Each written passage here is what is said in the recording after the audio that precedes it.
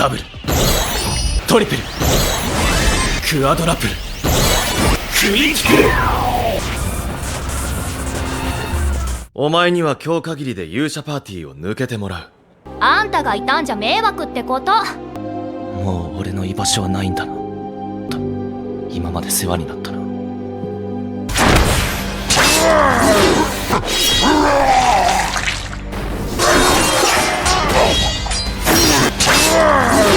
Orhan adalah pendiri kelompok petualang peringkat S terkuat.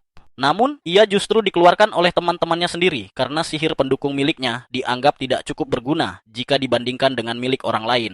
Padahal, sejak awal Orhan bukanlah seorang penyihir. Karena itu, ia memutuskan untuk kembali pada kemampuan dan hasrat sejatinya, seni berpedang, dengan tekad untuk menjadi petualang terhebat yang pernah ada. Sendirian, Orhan mengembara tanpa tujuan di dalam dungeon. Wajahnya tampak lelah, seolah jenuh dengan keberadaannya sendiri, hingga ia berpapasan dengan seekor tikus iblis. Ia pun menarik pedangnya, senjata yang sudah lama tidak ia gunakan. Menghadapkan wajahnya ke arah monster itu, Orhan menebasnya dengan satu serangan bersih yang mematikan. Saat itu ia menyadari bahwa dirinya sedikit berkarat setelah begitu lama tidak mengayunkan pedang. Aksi itu menarik perhatian tikus-tikus lain di dungeon, yang segera berlarian menghampirinya dan mencoba menyerang. Namun, makhluk-makhluk itu sama sekali bukan tandingan bagi pencipta kelompok pahlawan. Dengan gerakan cepat, Orhan menghabisi mereka satu persatu. Ia menatap inti-inti monster yang berserakan di lantai dungeon, dan berpikir bahwa dirinya mungkin tidak separah yang ia kira. Barangkali masih ada harapan baginya sebagai pendekar pedang solo. Namun, sebelum sempat berbalik badan, Orhan dikepung oleh sekelompok goblin yang jauh lebih kuat dibandingkan tikus iblis. Ia menyadari hal itu dengan jelas. Tak ingin mengambil risiko, ia menggunakan sihir pendukungnya pada dirinya sendiri, meningkatkan kekuatannya untuk sementara waktu, membuat tubuhnya lebih tangguh, dan pedangnya jauh lebih mematikan. Para goblin pun menyerang, tetapi mereka tetap bukan lawan bagi kecepatan dan keterampilan Orhan. Hasil pengalamannya berada di kelompok peringkat S. Ia membantai mereka satu demi satu, sembari menyadari bahwa ia tak pernah benar-benar mencoba menggunakan sihir pendukungnya pada diri sendiri sebelumnya. Dan kini ia merasakan betapa luar biasanya kekuatan itu. Setelah gelombang pertama goblin tumbang, Orhan hampir saja menurunkan kewaspadaannya. Namun, sebelum sempat menarik napas, gelombang kedua goblin menyerangnya secara frontal.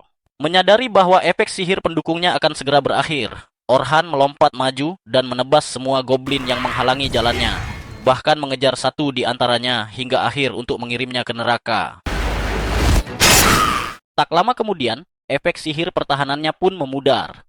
Saat itulah Orhan menyadari bahwa mantranya hanya bertahan selama 3 menit dalam pertempuran. Artinya, ia harus sangat berhati-hati dalam menentukan kapan dan bagaimana menggunakannya. Tiba-tiba, gelombang ketiga goblin yang seolah tak ada habisnya memasuki dungeon dan berlari ke arahnya dengan kecepatan penuh, berniat menghabisinya. Sekali lagi, Orhan berhasil mengungguli mereka dan mulai membunuh satu persatu. Ketika menyadari bahwa sihirnya hampir berakhir, ia kembali mengaktifkan mantranya di saat-saat terakhir untuk melanjutkan serangan, hingga goblin terakhir dari gerombolan itu akhirnya tewas. Saat cahaya kehidupan memudar dari mata goblin terakhir, sebuah kenangan pahit kembali menghantui pikirannya. Ia teringat suatu sore ketika Oliver memasuki ruang kerjanya bersama Anali dan Derek, lalu dengan terang-terangan mengatakan bahwa mereka akan mengeluarkannya dari kelompok pahlawan. Orhan tertegun, berusaha memahami apa yang sedang terjadi. Ia menoleh ke arah Oliver, menanyakan apa sebenarnya maksud dari semua itu. Bukankah mereka sahabat sejak lama? Namun Oliver tetap dingin dan penuh perhitungan, mengatakan bahwa fakta mereka berasal dari desa yang sama tidak menutupi kenyataan bahwa Orhan adalah anggota paling tidak berguna di tim. Anali dan Derek ikut menimpali, mengklaim bahwa keberadaan Orhan hanya memperlambat langkah mereka dan menghalangi mereka untuk mencapai kejayaan. Hidup Orhan terasa berkelebat di depan matanya. Bagaimana mungkin sahabatnya sendiri memutuskan untuk menyingkirkannya dari kelompok yang ia dirikan? Kelompok yang dikenal sebagai kelompok pahlawan karena keberhasilan mereka menaklukkan dungeon demi dungeon dan menjadi salah satu yang terbaik di seluruh negeri. Oliver beralasan bahwa dalam misi penaklukan dungeon terakhir, ia mengamati kelompok lain dan melihat betapa hebatnya penyihir pendukung mereka. Dibandingkan dengan itu, Orhan dianggap sama sekali tidak berguna. Mendengar hal itu, Orhan membantah dengan keras, menegaskan bahwa ia memang bukan seorang penyihir pendukung sejak awal. Ia hanya mengambil peran itu karena tidak ada satupun anggota lain yang memiliki bakat sihir. Ia mengorbankan posisinya sebagai pendekar pedang, berlatih sebagai penyihir pendukung, bahkan menciptakan gaya sihirnya sendiri untuk menutupi kekurangan bakatnya. Namun Anali justru menertawakannya, menyebutnya pecundang, menyedihkan yang hanya mencari-cari alasan karena menurutnya Oliver sudah jauh lebih hebat sebagai pendekar pedang sejak awal. Dengan harapan terakhir, Orhan menoleh ke arah Oliver. Tetapi sahabatnya itu dengan dingin mengatakan bahwa mereka bahkan sudah menemukan penyihir pendukung pengganti, seseorang yang akan membantu mereka naik peringkat dan meraih kejayaan. Akhirnya, Orhan menerima kenyataan baru, tak ada lagi tempat baginya di kelompok itu. Dengan satu salam perpisahan terakhir, ia berbalik untuk pergi. Namun Anali kembali tertawa, mengatakan bahwa sejak awal Orhan memang tidak pantas berada di kelompok peringkat S, karena kemampuan pedang dan sihirnya hanya berada di peringkat A, seorang serba bisa yang payah, ahli dalam tidak satupun. あんたがいたんじゃ迷惑ってこと。もう俺の居場所はないんだな。と今まで世話になったな。 Kembali ke masa kini, Orhan melangkah maju sambil memikirkan gaya bertarung baru yang telah ia kembangkan, perpaduan antara peran pendekar pedang dan penyihir. Ia memutuskan untuk tetap menjadi seorang serba bisa, namun pada saat yang sama, ia akan menguasai semuanya dan membuktikan betapa besarnya kesalahan Oliver dan yang lainnya. Saat hendak pergi, sekelompok 4 petualang berlari masuk ke ruang teleportasi dengan napas terengah-engah. Pemimpin mereka bertanya apakah semuanya baik-baik saja, karena mereka tidak menyangka akan menghadapi begitu banyak orki sekaligus. Salah satu anggota kelompok itu berkata bahwa mereka terpaksa meninggalkan seorang gadis. Sang pemimpin beralasan bahwa keputusan itu sudah benar. Jika mereka mencoba menolong gadis itu, mereka semua pasti mati. Lagi pula, gadis tersebut baru saja bergabung dengan kelompok mereka hari itu, sehingga tentu saja ia memprioritaskan sahabat lamanya. Luka akibat ditinggalkan oleh kelompoknya sendiri masih terlalu segar di benak Orhan. Karena itu, ia menoleh ke arah para petualang tersebut dan dengan dingin mengatakan bahwa ia membenci orang-orang seperti mereka. そういう奴らが一番不快だ。 Salah satu dari mereka bersikeras bahwa mereka sama sekali tidak bisa berbuat apapun untuk menolong gadis itu. Bahkan, salah satu pria mencoba menyerang Orhan.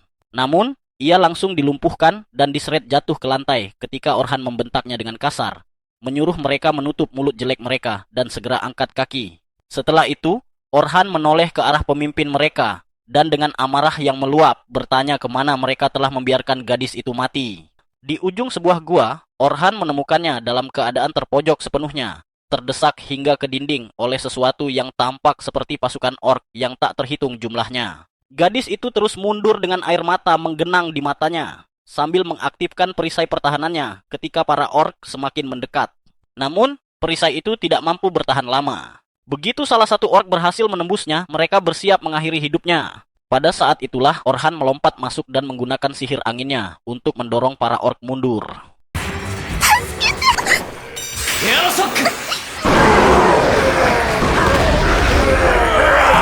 Gadis itu terkejut dan masih linglung, tetapi Orhan tidak menyia-nyiakan satu detik pun. Ia segera menghunus pedangnya dan menerjang ke arah para ork. Ork pertama mencoba menghantamnya hingga ke tanah, namun Orhan dengan mudah menangkis serangan itu. Dengan sihir pendukungnya sebagai penguat, ia menebas para orsi seolah-olah mereka terbuat dari mentega. Gadis itu berdiri terpaku dengan wajah bingung, bertanya-tanya apakah Orhan adalah seorang pendekar pedang atau seorang penyihir. Dengan sihir penguatannya, Orhan meningkatkan ketajaman pedangnya sebelum kembali menerjang, memotong senjata para orki sekaligus tubuh mereka. Dalam hati, ia mengakui bahwa para pria tadi memang benar. Tidak mungkin mereka bisa menghadapi sebanyak itu ork sekaligus. Namun, ia lebih memilih mati daripada meninggalkan anggota kelompoknya. Dengan tekad itu, Orhan menebas puluhan monster dalam satu rangkaian serangan. Sementara gadis itu menyaksikan dengan penuh kekaguman, bertanya-tanya siapa sebenarnya pria ini. Orhan terus melanjutkan pembantaiannya. Dalam gelombang serangan kedua, ia berhasil menghabisi setiap orsi di dalam gua, meninggalkan hanya mayat-mayat dan inti kristal mereka yang berkilauan. Setelah semuanya berakhir, Orhan menoleh ke arah gadis berambut merah di ujung gua, namun mendapati gadis itu telah terbaring di lantai, pingsan ketika adrenalin mulai surut. Saat matahari mulai tenggelam, mereka keluar dari dungeon, dan gadis berambut merah itu memperkenalkan dirinya sebagai Sophia. Sebagai ungkapan terima kasih karena telah menyelamatkan nyawanya, ia mengajak Orhan makan malam. Orhan pun menerima ajakan itu dan mengikuti Sophia menuju sebuah kedai milik Silver Rabbits Guild. Di sana, ia menyadari bahwa Sophia adalah anggota guild tersebut karena terdapat lambang di jubahnya. Ia juga merasa gadis itu mengingatkannya pada seseorang, meski ia tidak bisa mengingat siapa. Kebingungan itu pun terjawab ketika Sophia memperkenalkannya kepada kakak perempuannya, Selma, yang ternyata sudah dikenal Orhan, seorang enchanter peringkat S dari kelompok lain.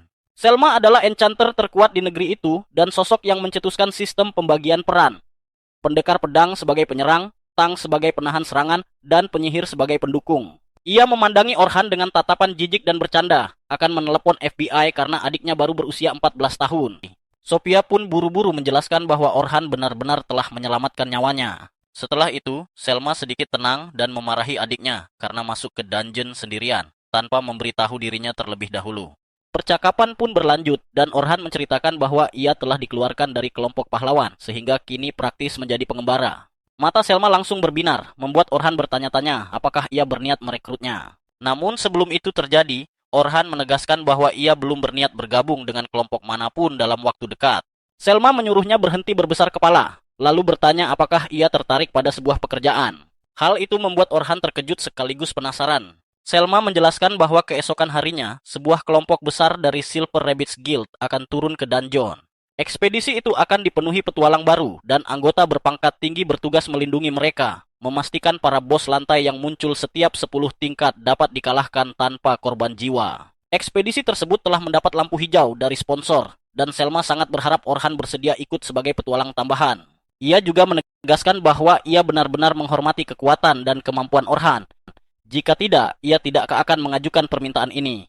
Ucapan itu menusuk hati Orhan, karena alasan ia dikeluarkan dari kelompok pahlawan dahulu adalah karena rekan-rekannya terpesona oleh sihir Selma dan merasa mereka membutuhkan penyihir yang lebih baik. Akhirnya, Orhan setuju dengan satu syarat. Ia hanya akan turun ke dungeon sebagai pendekar pedang, karena ia menganggap dirinya bukan lagi seorang penyihir. Selma sempat khawatir, tetapi memutuskan bahwa merekrutnya jauh lebih penting, karena kemungkinan besar Orhan akan kembali ke peran utamanya jika keadaan menjadi genting.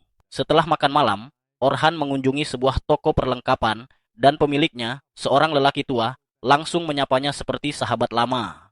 Pria itu adalah pembuat baju zirah dan senjata Orhan sejak awal, sejak Orhan belum menjadi siapa-siapa. Dengan hati berat, Orhan mengungkapkan bahwa ia tak lagi bisa mempromosikan tokonya karena sudah bukan bagian dari kelompok pahlawan.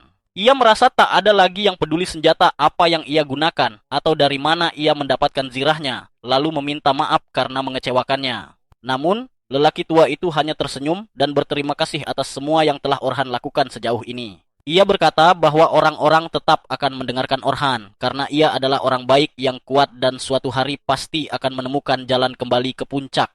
Kata-kata itu membuat mata Orhan berkaca-kaca. Ia sadar bahwa masih ada orang yang menaruh harapan padanya. Dan sejak saat itu, ia bertekad untuk memberikan segalanya dan membangun kembali dirinya dari nol.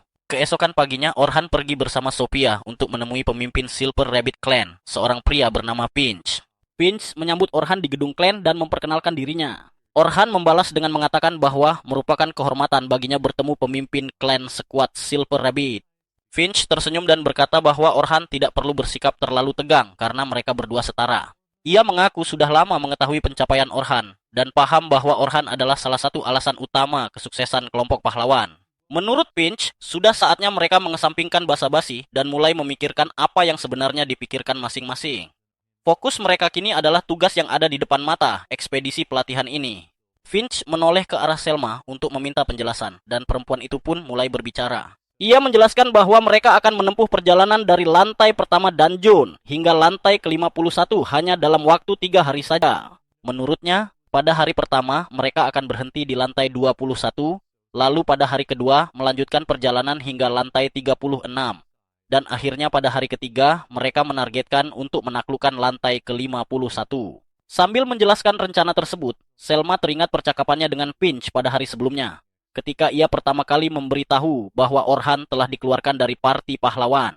Saat itu, Finch langsung mengatakan bahwa parti pahlawan telah membuat kesalahan terbesar dalam hidup mereka. Tanpa Orhan, yang selama ini mengatur segalanya dengan sempurna, kekuatan mereka tidak akan pernah bisa menyamai kondisi sebelumnya. Selma pun setuju dengan penilaian tersebut.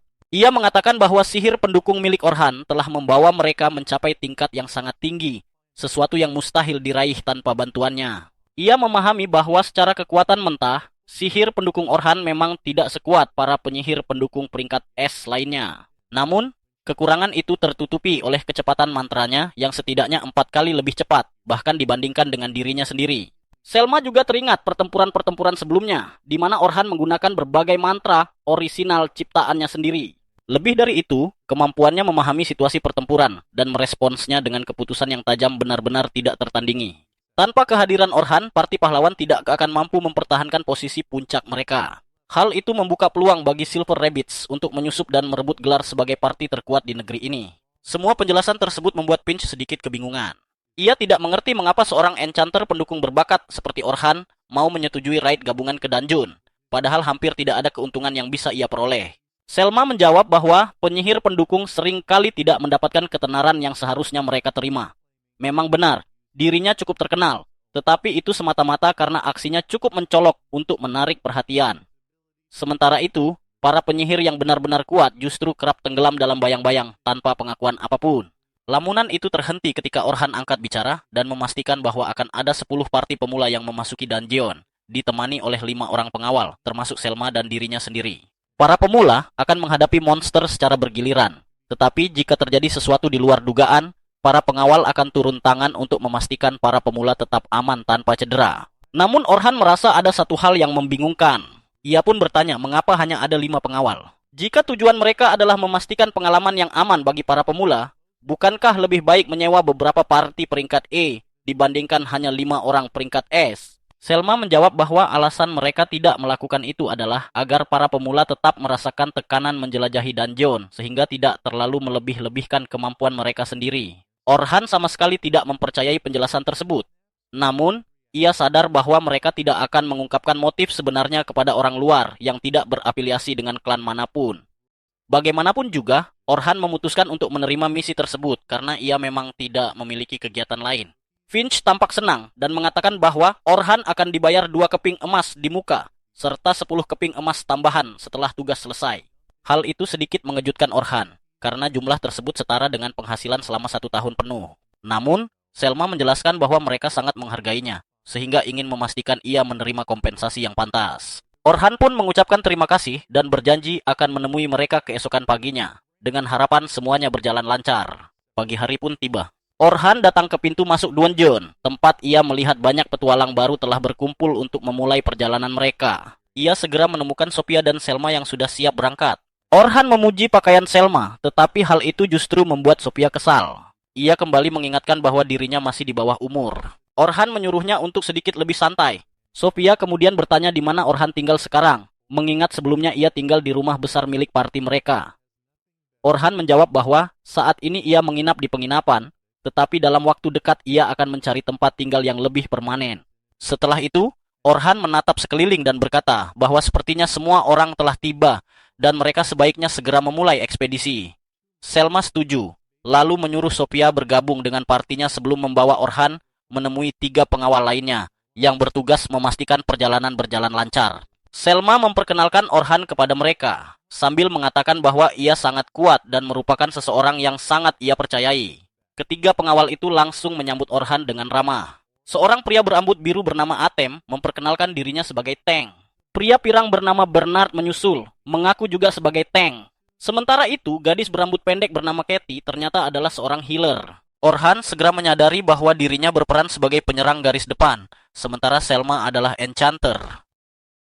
Kombinasi ini menjadikan parti pengawal tersebut sangat seimbang. Namun, ia bertanya-tanya dalam hati, apa rencana mereka jika ia menolak tawaran bergabung? Ada sesuatu yang terasa janggal, tetapi untuk saat ini ia memutuskan untuk melanjutkan saja dan melihat bagaimana semuanya akan berkembang. Tak lama kemudian, Selma mengumpulkan seluruh pemula di satu tempat dan memperkenalkan Orhan kepada mereka. Ia mengatakan bahwa mereka mendapatkan seorang penolong yang luar biasa kuat sehingga tidak perlu takut akan apapun. Ia bahkan menyebutkan bahwa Orhan pernah mencapai lantai ke-94 dungeon, sesuatu yang bahkan belum pernah ia capai sendiri, dan bahwa Orhan dulunya adalah anggota parti pahlawan. Hal itu menjadikannya salah satu orang terkuat di negeri ini. Penjelasan tersebut membuat para pemula sangat bersemangat dan merasa jauh lebih percaya diri. Namun, tekanan itu justru membuat Orhan sedikit terintimidasi, karena ia sadar banyak orang kini menaruh harapan besar padanya. Setelah semuanya siap, Selma menyuruh para pengawal lain memimpin parti masing-masing. Ia kemudian memberitahu Orhan bahwa ia akan memimpin parti ke-10 yang dianggap sebagai parti paling menjanjikan di antara semuanya. Menurutnya, dengan bimbingan yang tepat, mereka bahkan mampu menghadapi dungeon tingkat menengah dengan mudah. Hal ini kembali membuat Orhan bingung. Ia bertanya-tanya mengapa parti unggulan justru diserahkan kepadanya, seorang yang seharusnya dianggap sebagai orang luar. Meski begitu, ia tetap melangkah menuju kelompok ke-10 dan menyadari bahwa Sophia berada di kelompok yang sama. Ia bertanya apakah ada anggota parti yang terlambat karena ia hanya melihat 3 orang.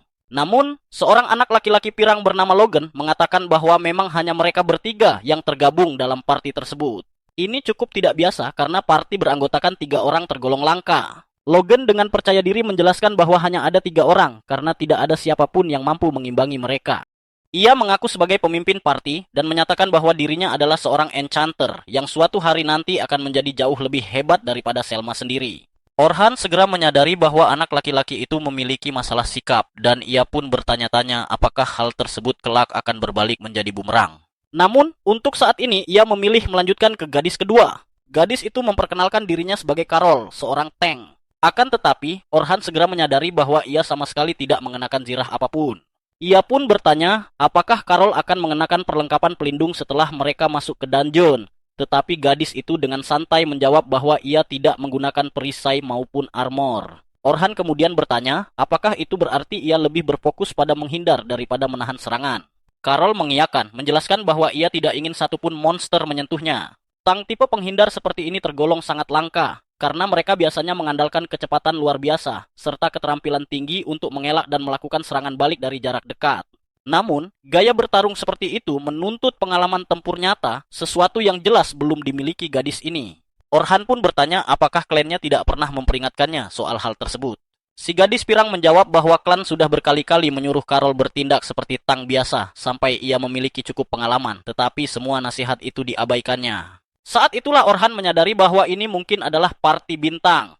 Namun pada saat yang sama juga merupakan parti bermasalah yang kemungkinan besar tidak ingin ditangani oleh para pengawal. Tak lama kemudian, ekspedisi akhirnya dimulai dan mereka semua memasuki dungeon. Carol tidak berhenti berbicara sedetik pun dan terus-menerus mengomeli Orhan, menanyakan alasan ia meninggalkan parti lamanya, hingga Orhan sendiri tidak tahu bagaimana cara membungkamnya. Perjalanan mereka sejauh ini berjalan lancar berkat jebakan sihir yang dipasang Orhan di belakang mereka, yang secara otomatis menghabisi monster-monster lemah. Ia tidak ingin membuang waktu untuk pertarungan yang tidak perlu. Akhirnya, mereka tiba di lantai ke-20 dan kini Orhan memiliki gambaran yang lebih jelas tentang partinya. Ia menyadari bahwa si pirang bukan hanya banyak bicara, melainkan benar-benar memiliki kemampuan yang cukup besar sebagai enchanter, dan bahkan mampu beroperasi di level parti peringkat A jika terus berkembang. Sayangnya, ia buruk dalam memberi arahan, padahal hal itu sangat penting bagi seorang enchanter. Carol sendiri sangat cepat, sesuatu yang memang dibutuhkan oleh seorang Tang tipe penghindar. Namun, ada 2 masalah besar padanya. Pertama, ia sering menerjang monster tanpa berpikir panjang, padahal peran utamanya seharusnya adalah memastikan parti tetap aman. Kedua, ia menggunakan 2 belati kecil sebagai senjata utama. Senjata itu memang cocok dengan gaya bertarungnya, tetapi kemungkinan besar tidak memiliki daya hancur yang cukup saat benar-benar dibutuhkan. Sophia adalah yang terlemah di antara mereka dalam hal bakat murni. Meski begitu, ia masih berada di atas level pemula total dan tidak memiliki kekurangan besar apapun, yang justru membuatnya menjadi anggota paling seimbang dalam kelompok tersebut.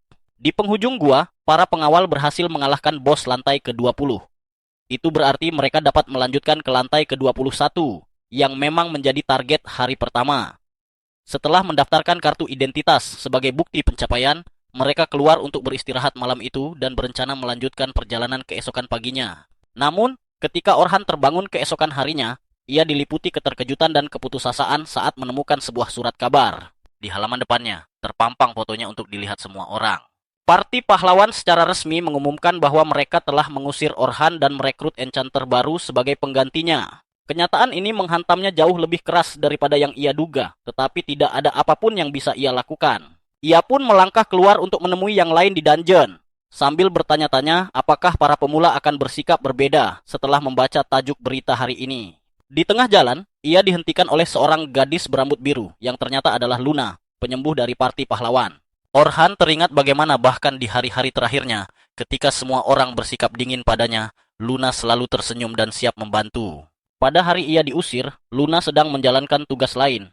Jika tidak, mungkin tidak akan semudah itu bagi yang lain untuk menyingkirkannya. Luna segera menggenggam tangan Orhan dan memohon agar ia kembali. Bersikeras bahwa ia akan menemukan cara untuk membuat Parti memahami betapa mereka membutuhkannya. Ia mengingatkan janji mereka untuk menaklukkan Great Dungeon bersama-sama. Namun hal itu justru membuat Orhan marah. Ia menyatakan bahwa janji itu dibuat oleh mereka bertiga, termasuk Oliver, dan justru Oliver lah yang mengusirnya dari Parti. Dengan hati yang terluka, Orhan membalikan badan dan mengatakan kepada Luna bahwa ia tidak akan pernah kembali ke Parti itu lagi, lalu melangkah menuju pintu masuk dungeon.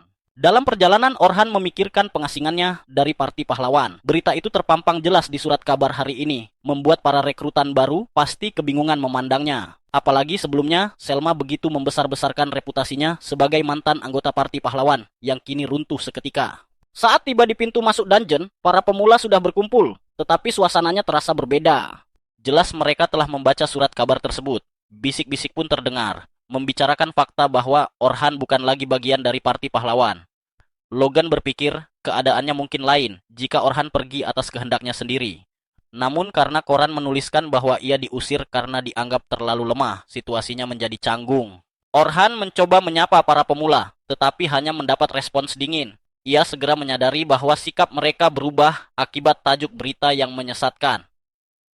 Tak lama kemudian, Selma datang bersama Atem, Bernard, dan Kathy, lalu meminta maaf atas kesalahpahaman tersebut. Ia mengaku telah mengungkap masa lalu Orhan di Parti Pahlawan demi menenangkan para pemula.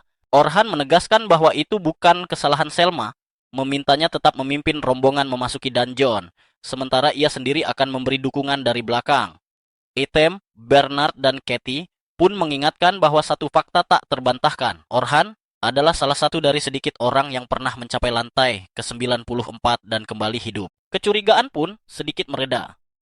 Saat bergabung dengan partinya, Sophia dan Carol menyapanya hangat, sementara Logan tampak ragu. Untuk mencairkan suasana, Orhan menyinggung surat kabar hari ini. Sophia dan Carol menolaknya mentah-mentah, sedangkan Logan langsung menanyakan kebenaran isi berita itu.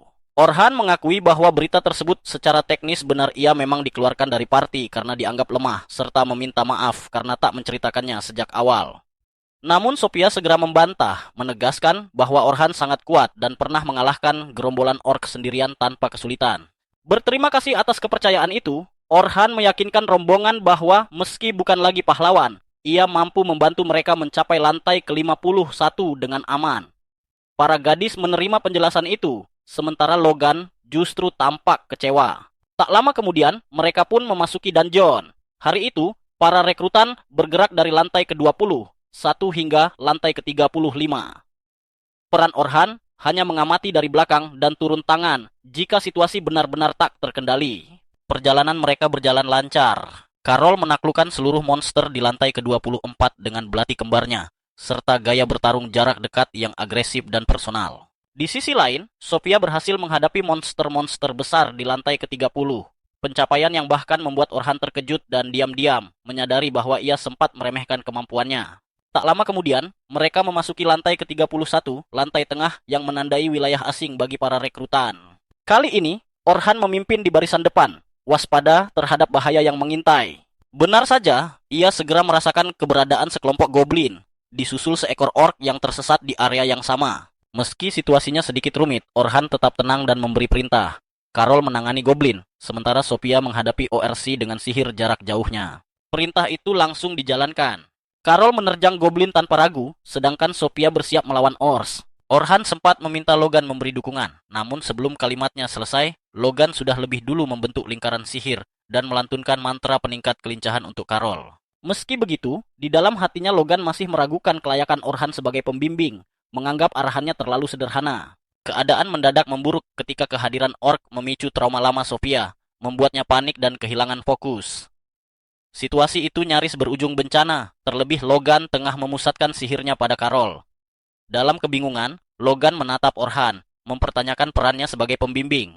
Namun keraguan itu sirna saat Orhan membentuk tanda sihir yang menurunkan kecepatan Orsi secara drastis.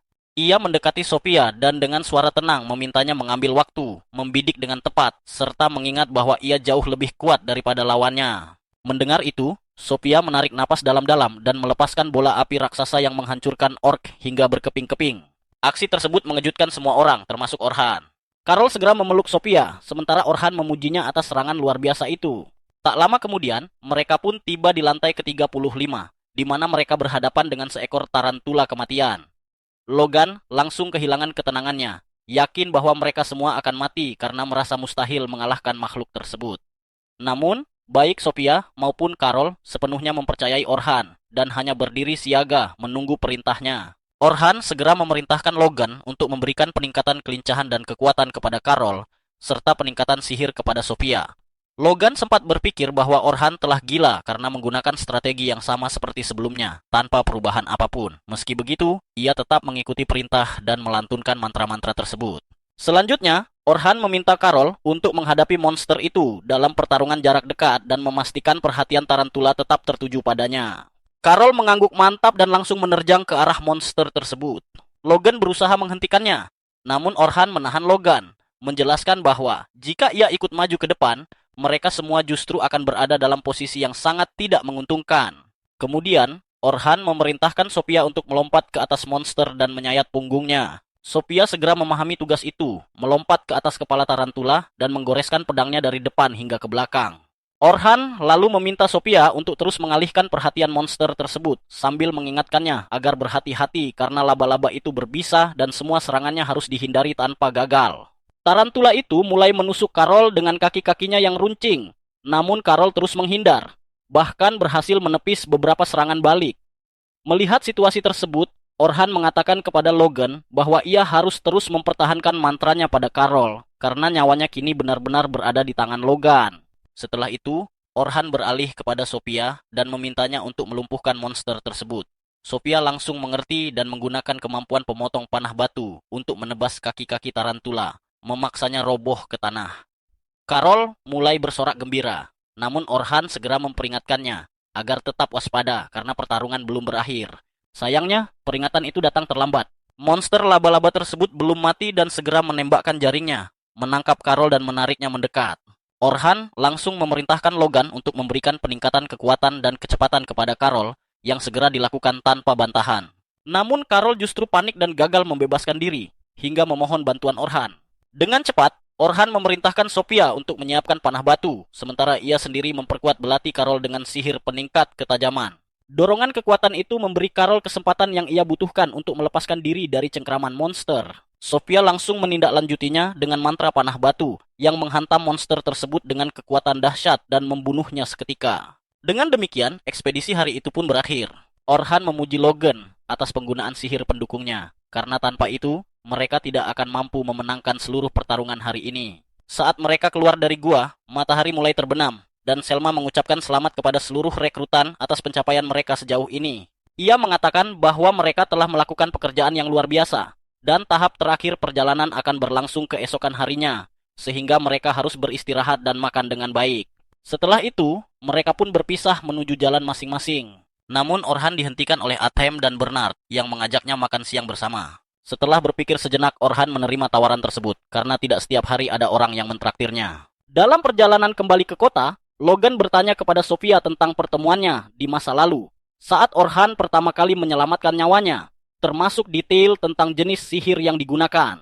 Sophia mencoba mengingat dan menjawab bahwa Orhan pertama-tama menggunakan semburan angin, lalu memperkuat pedangnya dengan sihir sebelum menebas setiap orc hingga hancur. Mendengar itu, Logan menyadari bahwa ada sesuatu yang sangat berbeda dari Orhan.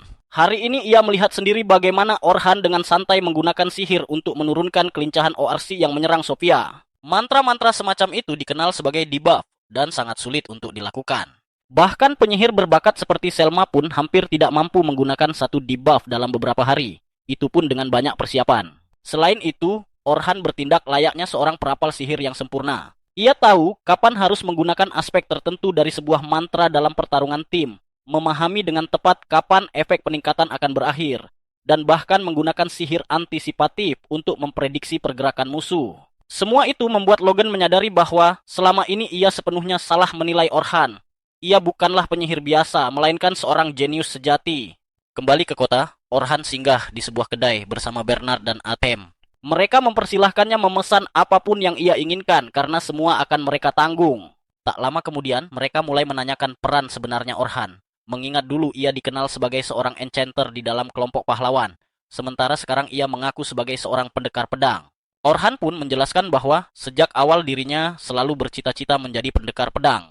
Semua itu bermula ketika ia menyaksikan kakeknya menebas seekor monster besar yang pernah mengamuk dan memasuki desa mereka. Pemandangan itu terpatri kuat di benaknya, membuatnya bertekad bahwa apapun yang terjadi, ia akan menjadi seorang pendekar pedang.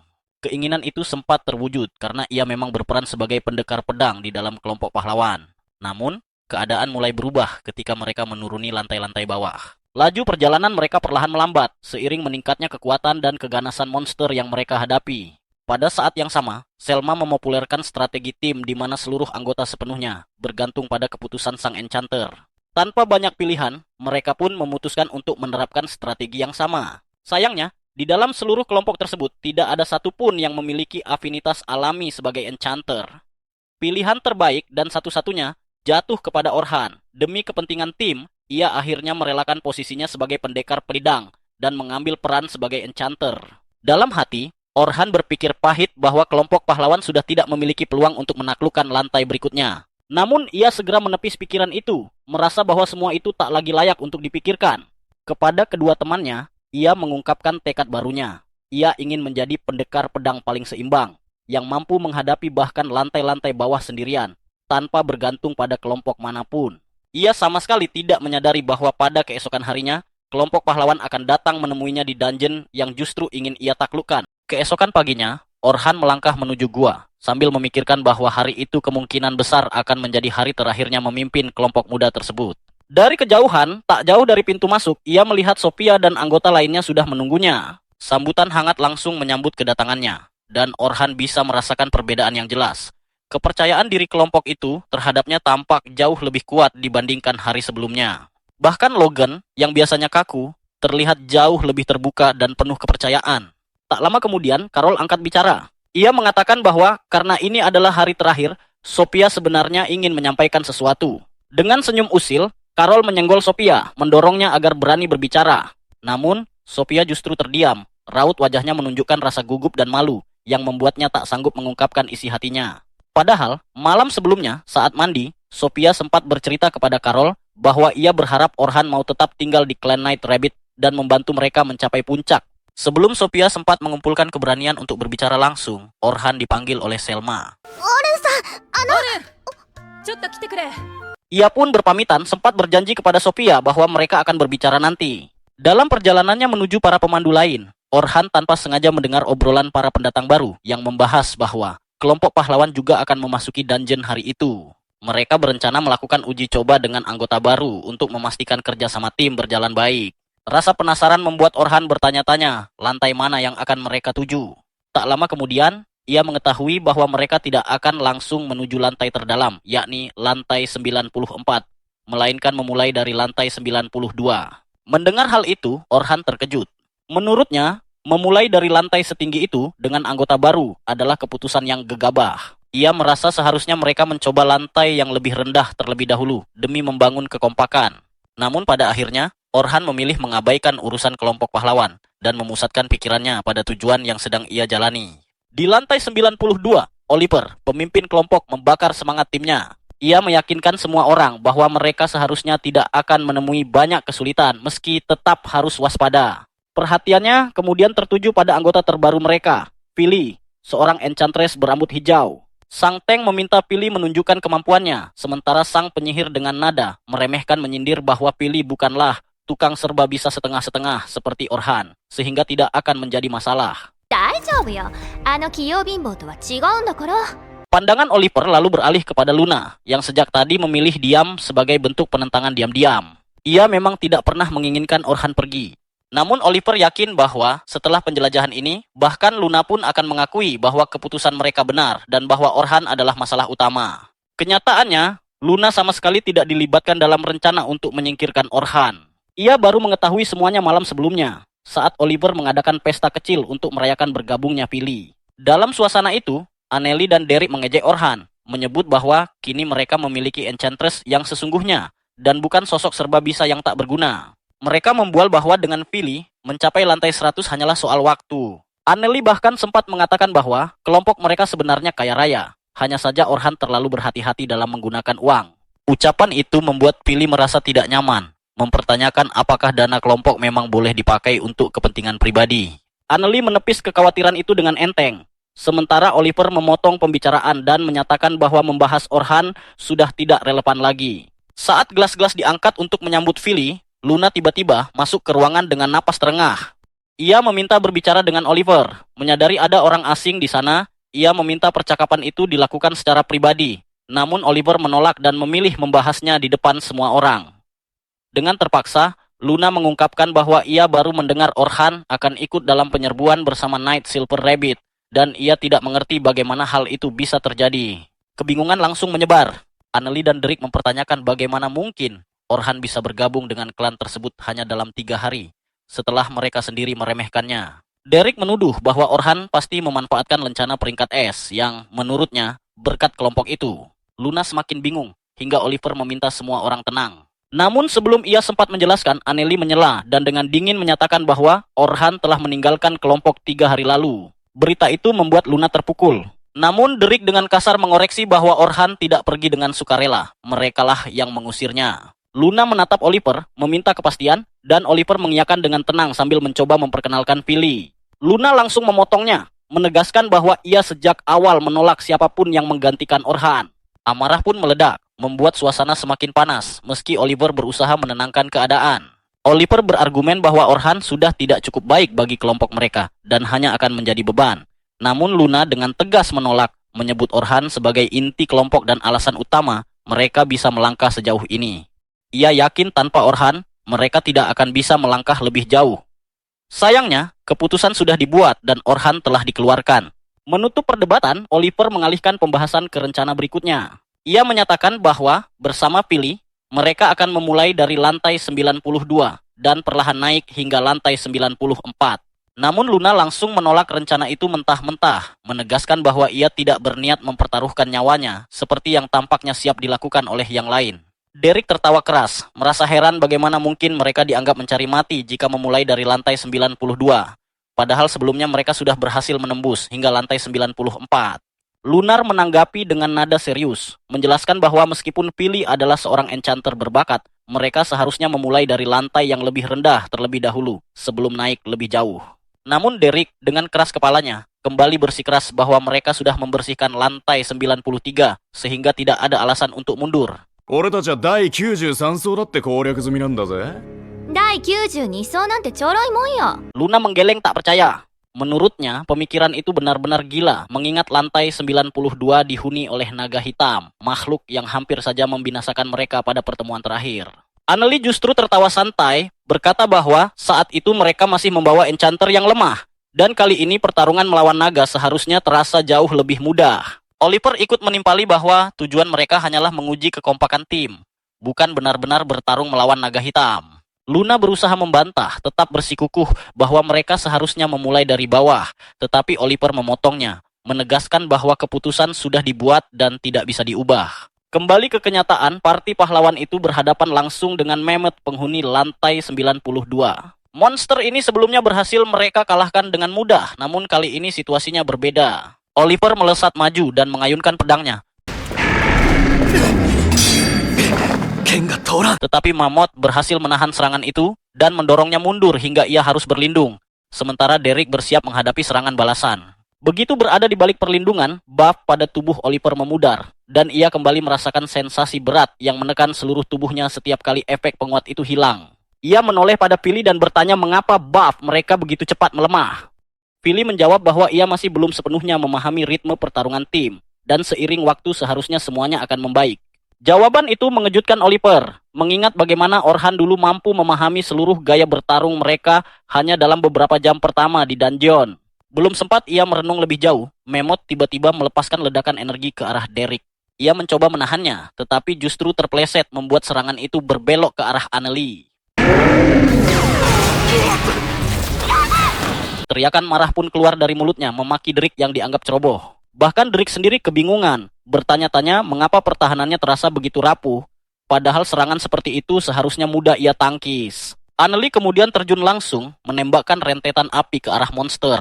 Namun, serangan itu nyaris tak memberikan dampak apapun. ファイヤーバレット Oliver berteriak agar ia bertarung dengan serius, tetapi Annelie membalas bahwa ia sudah melakukan yang biasa ia lakukan. Hanya saja entah mengapa kekuatannya terasa jauh berkurang. Oliver segera meminta Philly untuk kembali meningkatkan daya sihir Annelie, dan perintah itu pun dilakukan. Sayangnya, bahkan setelah diperkuat, ledakan api tersebut tetap tak meninggalkan bekas sedikit pun pada tubuh Memoti.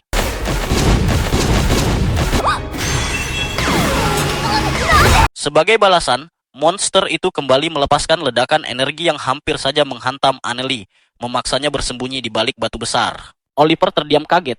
Sihir Philly seharusnya jauh lebih kuat dibandingkan milik Orhan. Namun kenyataannya, mereka justru terdesak oleh monster yang dulu dengan mudah mereka kalahkan. Sebuah tembakan energi lain hampir mengenainya, membuatnya tersadar dan menghindar dengan susah payah. Sementara serangan berikutnya berhasil diblokir oleh Derrick. Oliver memerintahkan Annelie untuk menyerang dari samping, tetapi usaha itu pun gagal, memaksanya mundur sambil menghindari serangan balik monster.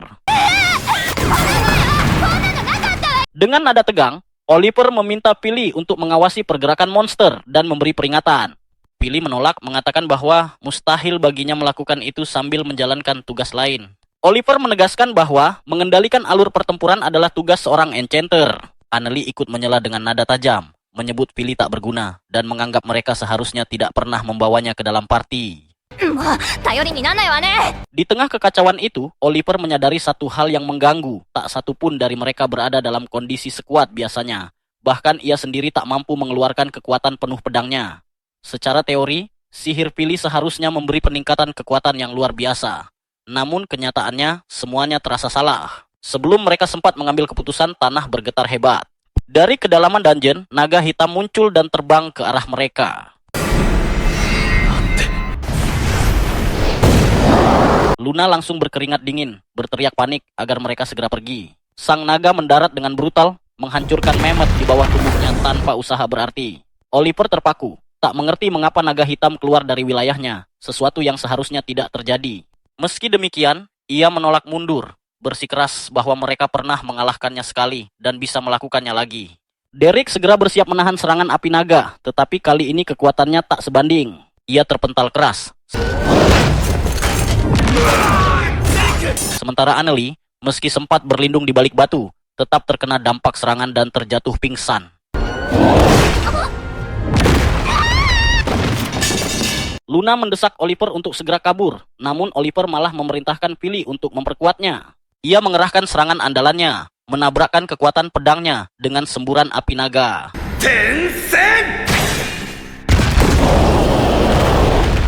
Benturan dahsyat itu membuatnya terpental, berlutut di tanah dalam keadaan linglung dan tak tahu harus berbuat apa. Dengan cepat, Luna menariknya dan mengatakan bahwa satu-satunya jalan keluar adalah menggunakan kristal teleport darurat, atau mereka akan mati di tempat. もうこれしかありません Philly memperingatkan bahwa teleport itu akan mengirim mereka langsung ke ruang bos tingkat lebih rendah, memaksa mereka bertarung lagi. Namun Luna menegaskan bahwa mereka tak punya pilihan lain. Oliver akhirnya mengalah, mengumpulkan seluruh anggota tim dan membuka portal pelarian. Namun, tepat sebelum mereka melangkah masuk, naga hitam menyerbu, menghantam mereka hingga terpental. Dalam kengerian yang luar biasa, mereka melihat sang naga ikut masuk ke dalam portal dan menghilang. Derrick sempat mengira itu mungkin yang terbaik, tetapi Luna langsung membantah, menyebut itu sebagai hal terburuk yang bisa terjadi. Kini, kemungkinan besar, parti petualang peringkat rendah akan menjadi korban naga tersebut. Mereka harus segera kembali ke guild dan memaksa evakuasi seluruh petualang di dungeon. Dalam perjalanan berlari keluar, Luna akhirnya mengungkapkan kebenaran yang selama ini tersembunyi.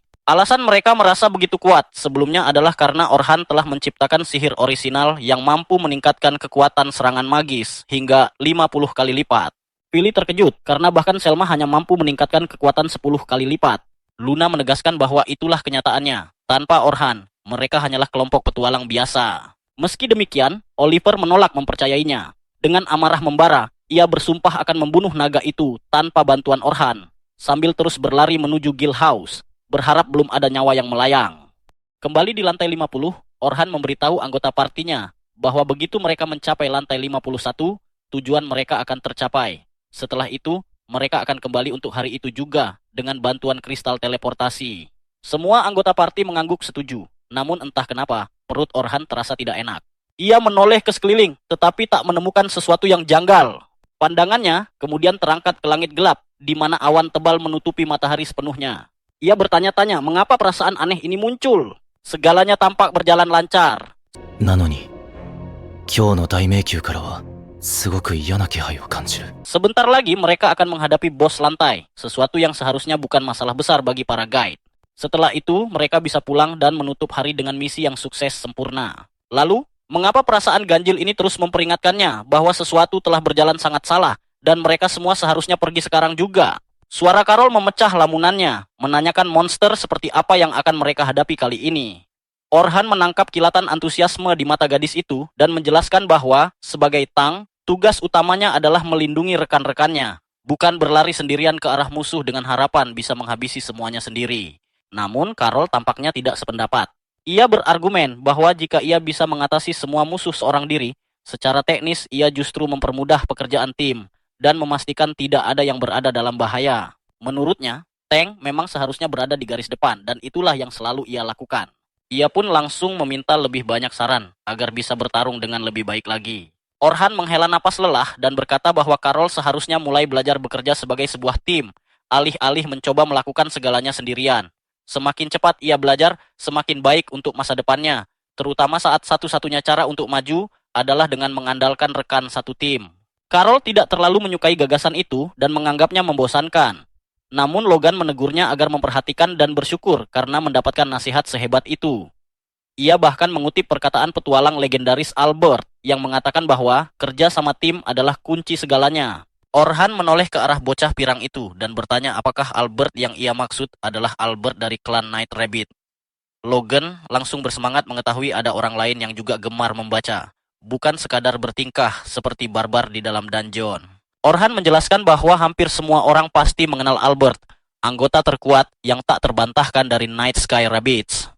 Konon, ia gugur saat bertarung melawan naga hitam di lantai 92 pada tahun lalu.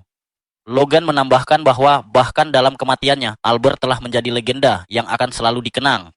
Namun suasana Karol berubah muram. Dengan suara pelan, ia berkata bahwa Albert mati saat mencoba melindungi salah satu rekannya, meski itu memang tugas seorang Tang. Wajahnya semakin gelap ketika ia melanjutkan bahwa Albert tahu kematiannya akan menghapus senyum dari wajah keluarganya, tetapi ia tetap tidak peduli. Itulah sebabnya Karol percaya bahwa cara terbaik menjadi pelindung adalah menjaga orang yang dilindungi tetap sejauh mungkin darinya. Ia menyimpulkan bahwa jika ia bertarung sendirian di garis depan sementara timnya tetap di belakang, maka mereka tidak akan berada dalam bahaya dan masih bisa melarikan diri jika keadaan memburuk. Orhan melihat luka yang tersimpan di wajah Karol dan memutuskan bahwa ini sudah di luar kapasitasnya. Sebagai orang luar, ia merasa seharusnya tidak ikut mencampuri lebih jauh. Untuk mencairkan suasana, ia berkata bahwa hari ini ia akan sangat mengandalkan Karol untuk menghadapi para musuh. Seketika, wajah Karol kembali bersinar dan ia dengan penuh semangat menjawab agar semuanya diserahkan padanya. Sophia, yang jelas tidak ingin kehilangan perhatian, segera menarik fokus semua orang kembali kepadanya. Dengan nada manja, ia bertanya kepada Orhan apa saja kekurangannya dan bagaimana ia bisa menjadi rekan tim sekaligus penyihir yang lebih baik. Mendengar itu, Logan ikut menyela, mengatakan bahwa ia juga ingin tahu bagaimana cara memperbaiki dirinya. Orhan meminta mereka semua untuk tenang, lalu melangkah maju menuju lantai 36, tempat para pendatang baru mulai melakukan pemanasan. Selma memanggil Orhan mengingatkannya bahwa hari ini adalah hari terakhir sekaligus yang paling menantang sejauh ini.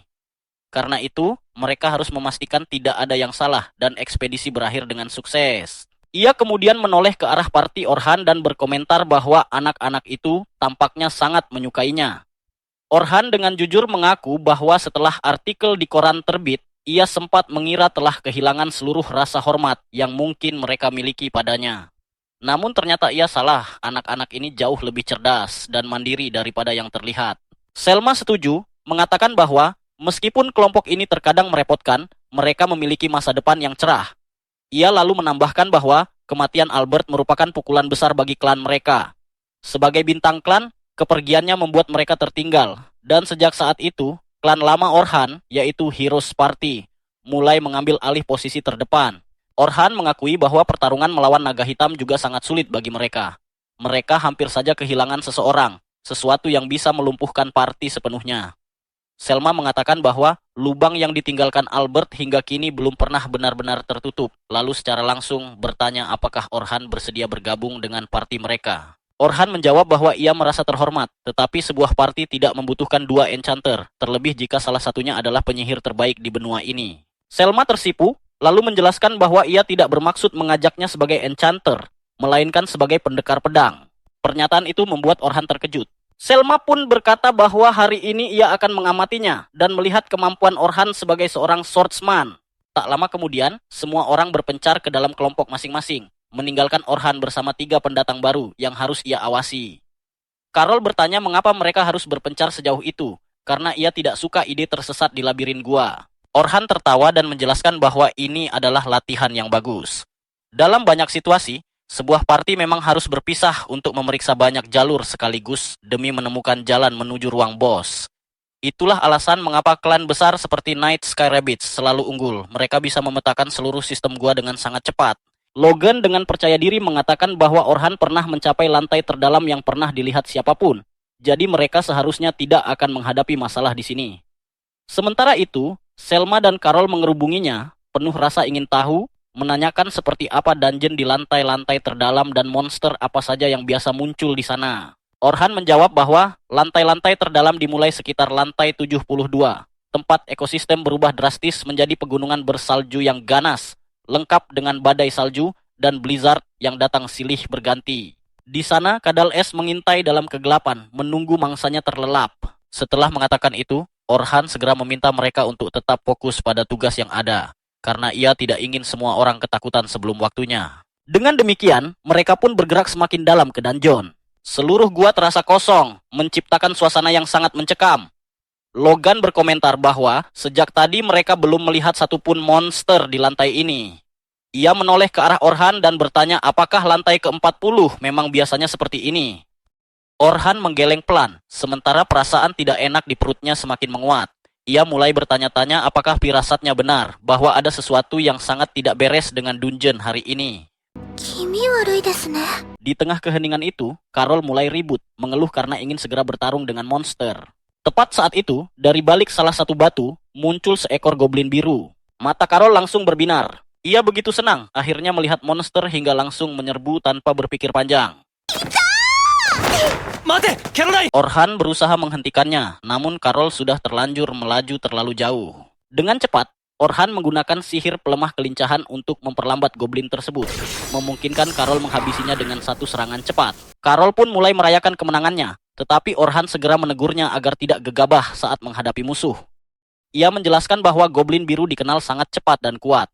Jika Carol terluka, maka Logan dan Sophia bisa terpaksa keluar dari posisi mereka dan ikut berada dalam bahaya. Menyadari kesalahannya, Carol pun mengangguk pelan. Untuk melunakkan suasana, Orhan memutuskan mengajarkan gaya bertahan aktif. Ia menjelaskan bahwa Carol harus fokus pada pergerakan musuh dan menyerang tepat sebelum musuh melancarkan serangan mereka. Dengan begitu, serangan lawan bisa dihentikan sebelum sempat terjadi dan memberi keuntungan besar bagi seluruh tim. Carol mendengarkan dengan penuh kekaguman, sampai tiba-tiba Logan mendorongnya ke samping dan meminta arahan juga. Namun sebelum Orhan sempat menjawab, Logan memperingatkan semua orang untuk berbalik. 2 monster serigala melesat dari belakang, namun sebuah perangkap sihir aktif lebih dulu dan menancapkan duri-duri ke tubuh mereka. Orhan lalu menjelaskan kepada Logan bahwa ia sebaiknya mulai mempelajari sihir perangkap, agar tim bisa fokus pada musuh di depan tanpa harus khawatir diserang dari belakang. Logan menyerap setiap kata dengan antusias sambil berpikir dalam hati bahwa ia ingin menjadi penyihir seperti Orhan dalam segala hal. Selanjutnya, Orhan menoleh ke Sophia dan menyarankannya untuk mulai belajar menggunakan 2 mantra sekaligus. Sophia mengakui bahwa itu terdengar rumit, namun Orhan meyakinkannya bahwa hal tersebut tidak sesulit yang dibayangkan dan bisa dikuasai siapa saja dengan latihan. Ia bahkan mengatakan bahwa penyihir tingkat lanjut mampu menggunakan belasan mantra secara bersamaan. Sophia terkejut dan bertanya mengapa ia tidak fokus saja pada versi sihir yang lebih kuat. Orhan pun menjelaskan bahwa sihir kuat membutuhkan waktu persiapan yang lama, menciptakan celah berbahaya di mana penyihir benar-benar rentan. Dengan menguasai banyak mantra, Sophia bisa menyiapkan mantra kedua sebelum yang pertama dilepaskan, sehingga hampir tidak ada waktu jeda dan risiko bisa ditekan seminimal mungkin. Akhirnya, mereka tiba di ruang bos, tepat para pemandu berkumpul dan meminta para pendatang baru untuk mundur dan menyaksikan saja. Orhan memasuki ruang bos bersama yang lain dan meminta mereka fokus menyerang, sementara ia akan mendukung semaksimal mungkin. 数分で片付けちゃいましょう。 Pertarungan pun dimulai. Dalam sekejap, Orhan bergerak ofensif, memanfaatkan momen sempurna untuk menyerang kaki monster tepat sebelum serangan dilancarkan, membuatnya terhuyung ke belakang. Sebelum monster sempat menata ulang posisinya, Orhan sudah memasang perangkap di belakangnya, menciptakan dinding yang mencegahnya menghindar. Selma segera menggunakan sihir multijurus, menciptakan 5 lingkaran sihir sekaligus. Sang tank menahan serangan, dan pendekar lainnya mengakhiri pertarungan dengan satu tebasan bersih.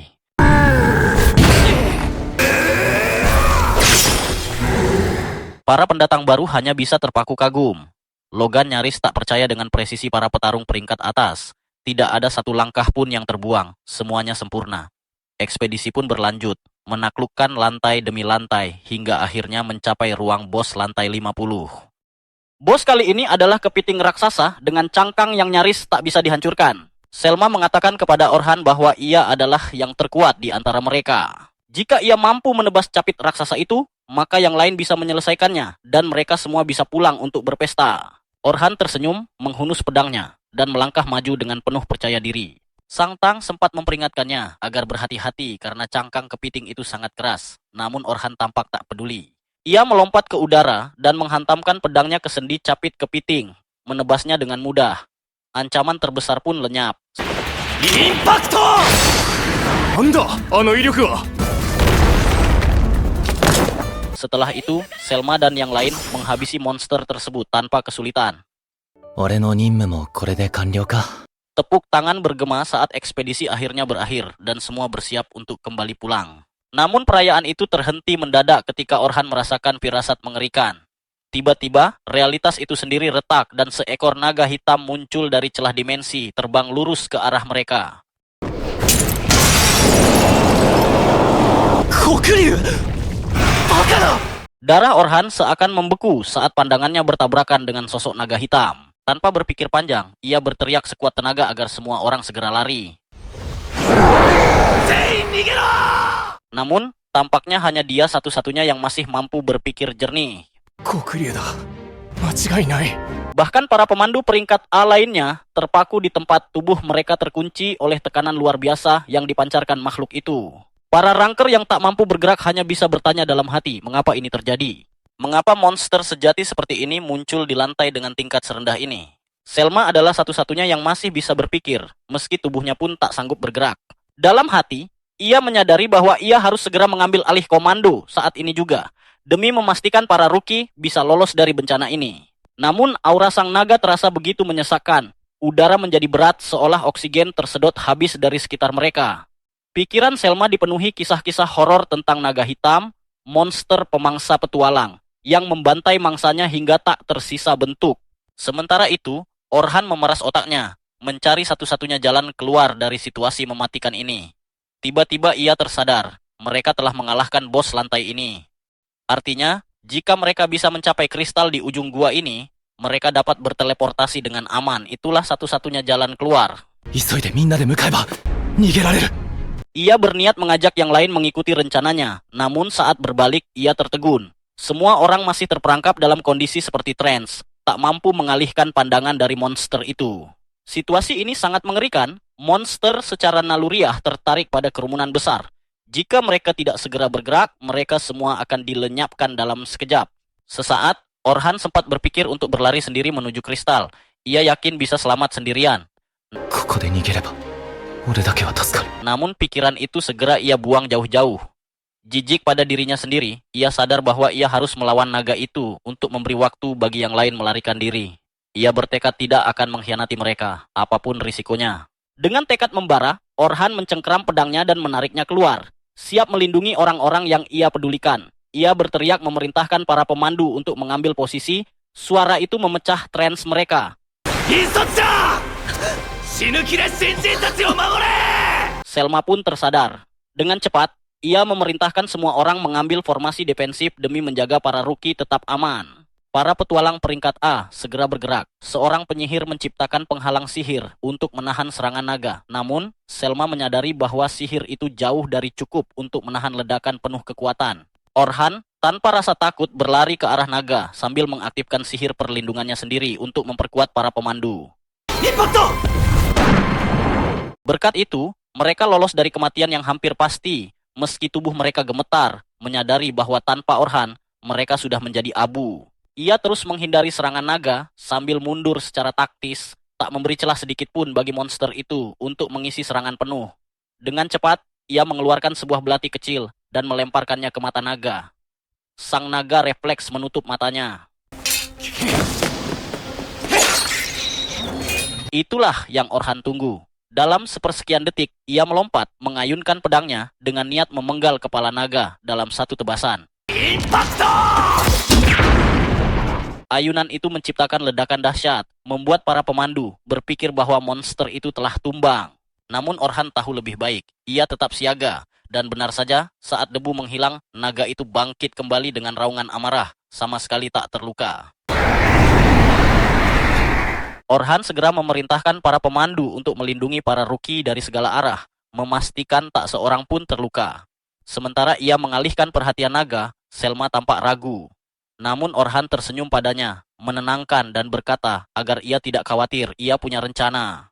Ia meminta para ruki bertahan, lalu melesat kembali ke arah naga. Sang naga langsung mengumpulkan napas apinya dan menyerang. Orhan menghindar dengan lincah, berlari mengitari monster itu untuk memancing perhatiannya. Selma dan yang lain terperangah melihat keterampilan dan keberanian Orhan. Ia mempertanyakan dirinya sendiri. Benarkah keputusan membiarkan Orhan menghadapi monster yang bahkan telah membunuh pahlawan legendaris Albert?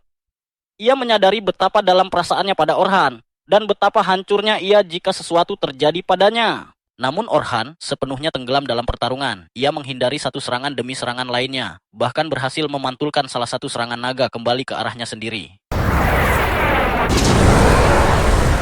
Logan dan Sofia terkejut, mereka belum pernah melihat sihir refleksi seperti itu. Dan memang wajar, bahkan penyihir terkuat di dunia pun tak mampu melakukannya. Sihir refleksi itu adalah mantra orisinal milik Orhan, yang memantulkan serangan sihir kembali ke penyerangnya dengan kekuatan 2 kali lipat. Sayangnya, sisik naga terlalu keras. Bahkan setelah menerima semburan api sekuat itu, monster tersebut tetap berdiri tanpa luka. Orhan sadar, tak ada pilihan lain. Ia harus mengambil risiko. Ia mengaktifkan status peningkat multicasting, menciptakan 6 lingkaran sihir sekaligus. Status up! Selma terkesima. Bahkan penyihir tingkat tinggi kesulitan menggunakan lebih dari 3 lingkaran. Orhan melakukannya tanpa sedikit pun terlihat lelah. Belum sempat ia mengambil keputusan untuk membantu, Orhan kembali mengaktifkan peningkatan seluruh status. Lalu satu lagi. Secara total, ia melipat gandakan dan menggandakan statusnya 6 kali. ダブルトリプルクアドラプルクイック。 Para pemandu terdiam, itu seharusnya mustahil. Tubuh Orhan mulai bercahaya. Kilat menyelimuti dirinya dan naga itu menyerang dengan sabetan ekornya. Dalam sekejap, Orhan menghilang dan muncul di tepian tebing begitu cepat hingga Selma merasa ia berteleportasi. Tubuh Selma gemetar saat ia menyadari potensi sejati Orhan. お前は一体どれだけの力を秘めているんだ。 Ia telah melampaui batas penyihir pendukung manapun dalam sejarah dan sedang menulis ulang hukum sihir itu sendiri. Namun, harga yang harus dibayar sangat mahal. Saat Orhan mendarat kembali, darah mengalir dari hidungnya. Ia tahu tubuh manusianya tak mampu menahan beban kekuatan ini. Mananya terkuras dengan cepat, ia menggunakan 32 mantra sekaligus. Ia sadar satu-satunya cara menang adalah mengakhiri pertarungan ini secepat mungkin. Dengan sisa tenaga, ia berlari ke arah naga, menghindari serangan, lalu melompat untuk menyerang dari atas. Naga itu menyadari niatnya dan mengayunkan ekornya. Namun Orhan bukan orang bodoh. Ia menciptakan pijakan mana di udara, berdiri di atasnya, membuat serangan naga meleset sepenuhnya. Logan tertegun.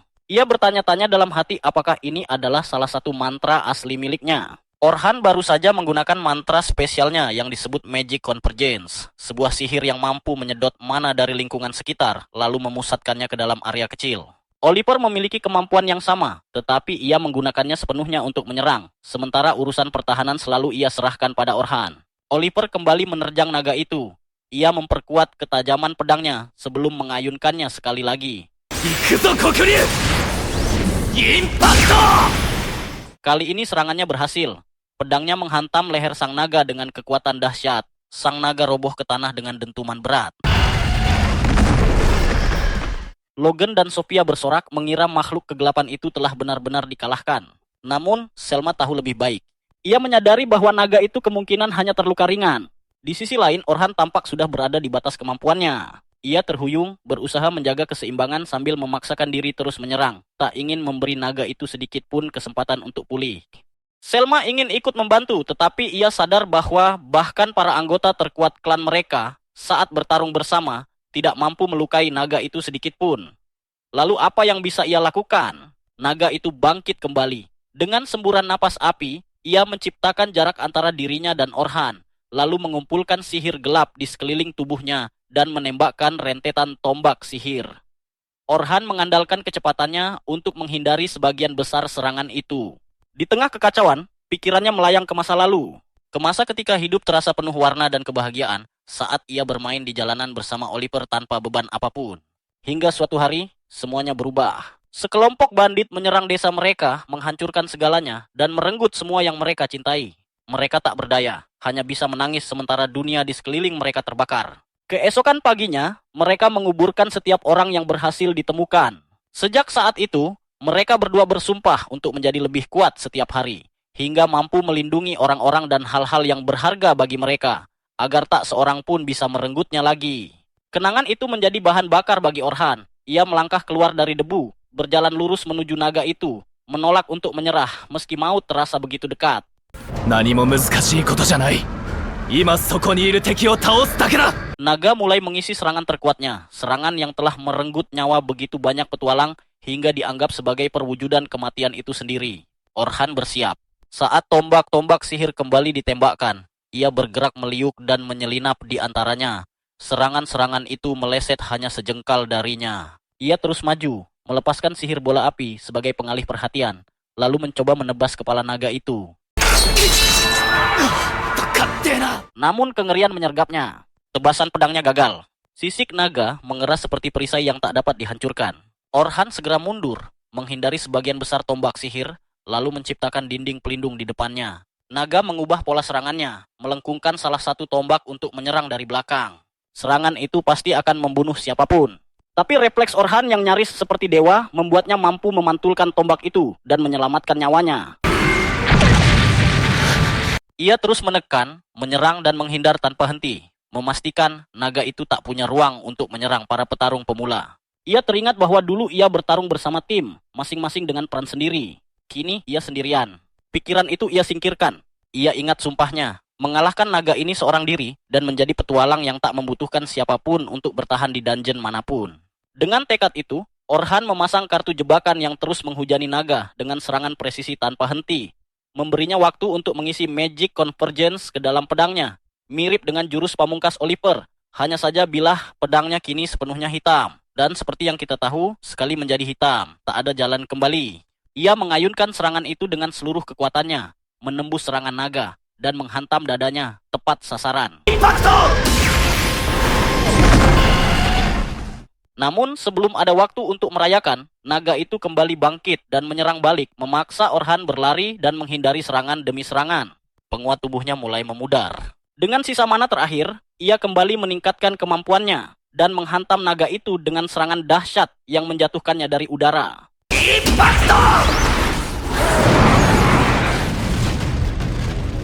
Tetapi naga itu tetap hidup dan bangkit sekali lagi. Orhan terengah-engah. Ia sadar bahwa baik dirinya maupun naga itu sama-sama berada di ambang batas. Bahkan pedangnya hancur menjadi serpihan kecil. Saat itulah ia memutuskan, pertarungan ini akan berakhir sekarang, entah dengan kemenangan atau kematian. Ia memanggil sebuah lubang kegelapan di hadapannya dan mengumpulkan seluruh energi di sekeliling mereka, membentuk pedang energi yang sangat terfokus. Ia menggenggamnya dengan kedua tangan siap bertarung. Naga langsung menembakkan tombak-tombak sihir, tetapi Orhan menggunakan sisa kekuatan terakhirnya untuk menghindari semua serangan, sambil memanfaatkan sihir penangkis dan pantulan untuk membingungkan lawannya. Akhirnya, ia memantul dari salah satu sihir pantulannya sendiri, dan melesat menuju naga itu, melepaskan serangan terkuatnya ke arah kepala sang makhluk. ウェイトアップインパクト Ledakan besar terjadi, menelan segalanya dalam debu tebal. Saat debu perlahan menghilang, Selma melihat Orhan masih hidup. Ia terengah-engah, bersandar pada pedang energi itu, tanpa menyadari bahwa ia baru saja mencetak sejarah sebagai orang pertama yang berhasil mengalahkan naga hitam seorang diri.